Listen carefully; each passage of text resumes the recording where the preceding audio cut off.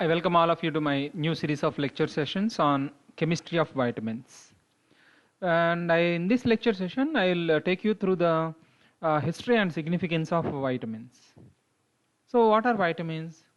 Vitamins are essential organic compounds which are either not synthesized in the humans or animal organism or are formed in insufficient amounts and therefore must be taken up with the diet as such or as a precursor.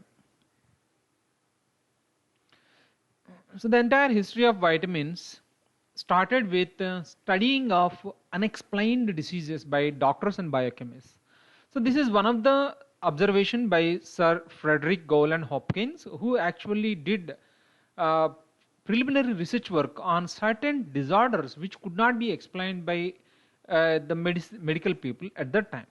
Then his observation is no animal can live on a mixture of pure protein, fat, carbohydrate, salts, and water. What does it mean? It means that they needed micronutrients. So it is his observation, and these ideas have actually laid foundations for the science of vitamins. And later on, several scientists worked on this field, but this is again another significant contribution by Professor Christian Ekman. What he did is like he worked on rice bran and its role in preventing metabolic disorders. Okay, so a constituent of rice bran can prevent a beriberi like disease in chickens is his observation, and then he initiated along with his collaborators research work on essential components that are present in rice bran.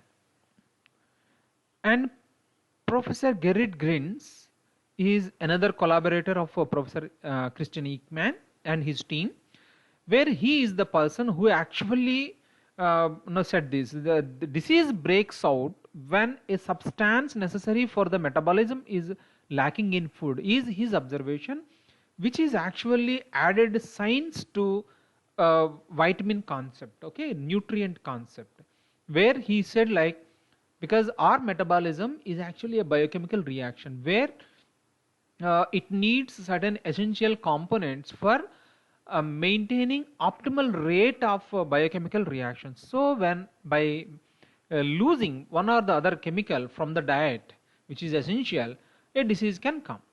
And with these ideas they initiated research works, and he is in fact co-discoverer of vitamin B1, and Professor Christian Ekman is also a part of the team, where Sir Hopkins and Professor Christian Ekman got Nobel Prize for in physiology or medicine in 1929. So this is the first Nobel Prize given to people working on concepts related to vitamins. And after this, as many as 20 people got Nobel Prizes with their research work and contributions in the field of vitamins. We'll see all their stories while explaining individual vitamins in my future lectures. And Professor Casimir Funk is actually the key person behind development of vitamin, the science of vitamins. With his observations, he published. He is a biochemist. With his studies, he published a seminal publication, a groundbreaking publication titled "The Etiology of Deficiency Diseases," where he mentioned beriberi, polyneuritis, dropsy, scurvy, and pellagra. Now, why these diseases are coming and what are all the various essential nutrients that are needed for food from the food? So, is what he has actually studied. And what are his observations?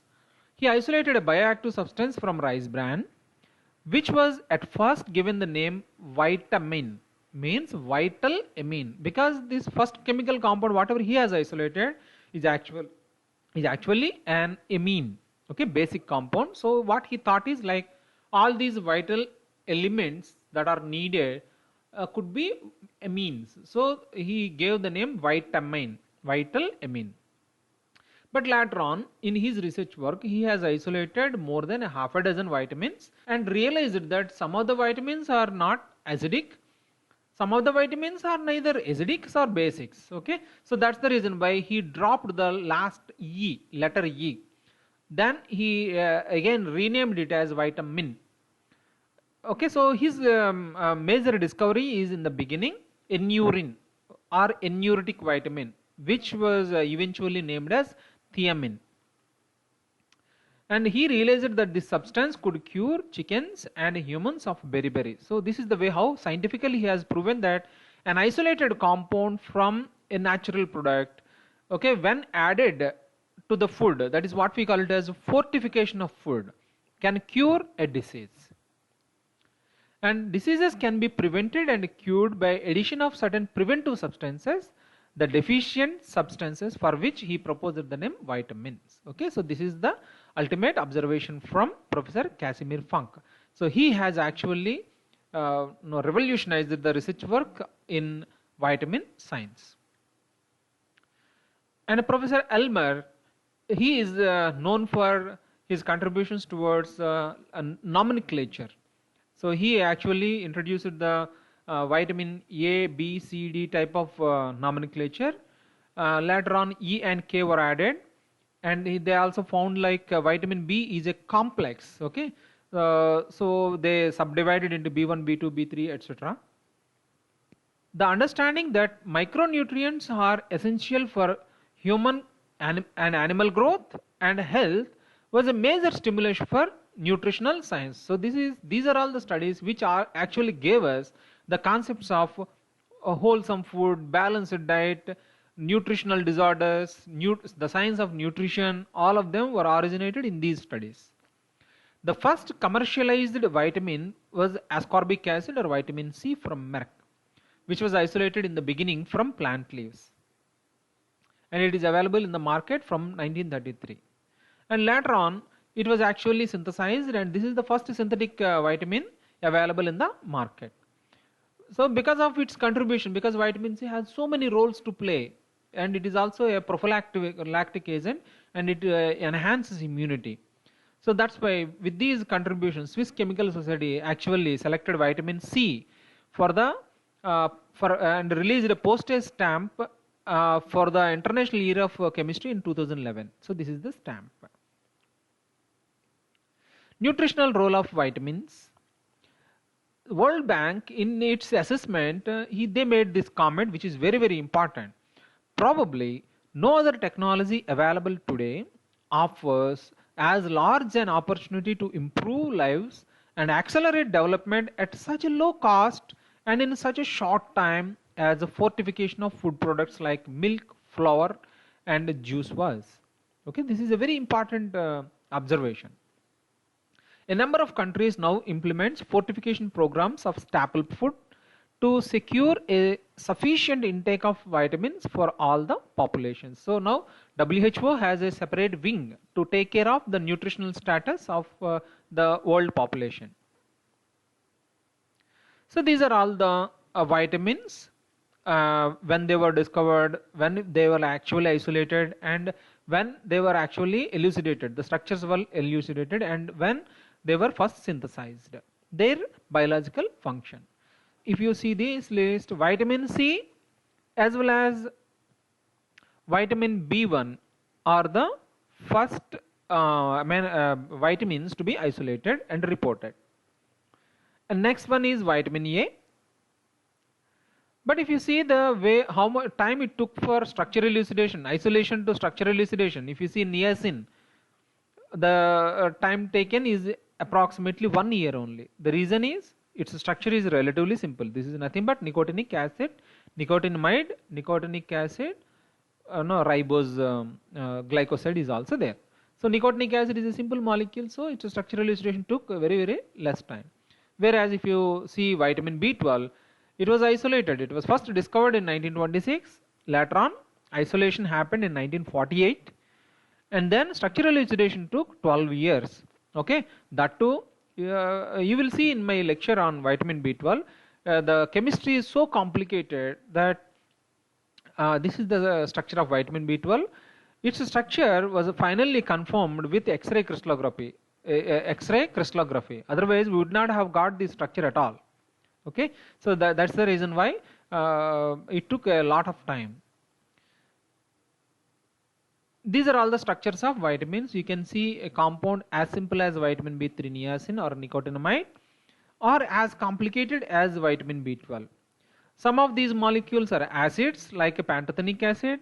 Some of these molecules are neutral compounds like vitamin A, where you have only an alcohol group. Some of these molecules are highly polar like ascorbic acid or water soluble, and some of them are highly non-polar like vitamin D3, vitamin E, vitamin K1, like that. So these vitamins can be non-polar as well as polar, acidic or basic or neutral, aromatic and aliphatic. So all these types of heterogeneous chemistry exists in our body. So chemical studies, synthesis, etc. Is actually really interesting. I'll explain you the chemistry of all these compounds in detail. I hope you will enjoy the lectures also.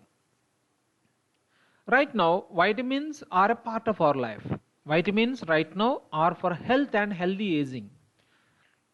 This is what made people to consider, be cautious about what they were eating. And global vitamins market revenue, if you see from 2014 to their projections till 2022, it is $21.42 billion in 2014, and as you can see the graph, it is consistently increasing. So this is what indicates their importance and their relevance to today's world. So friends, this is the story of vitamins, and you will see more details when in my future lectures when I am explaining you the chemistry of individual vitamins. So friends, I hope you enjoyed this lecture, and if you like it, please share with your friends and subscribe to my YouTube channel. Thank you all for your time. Thank you.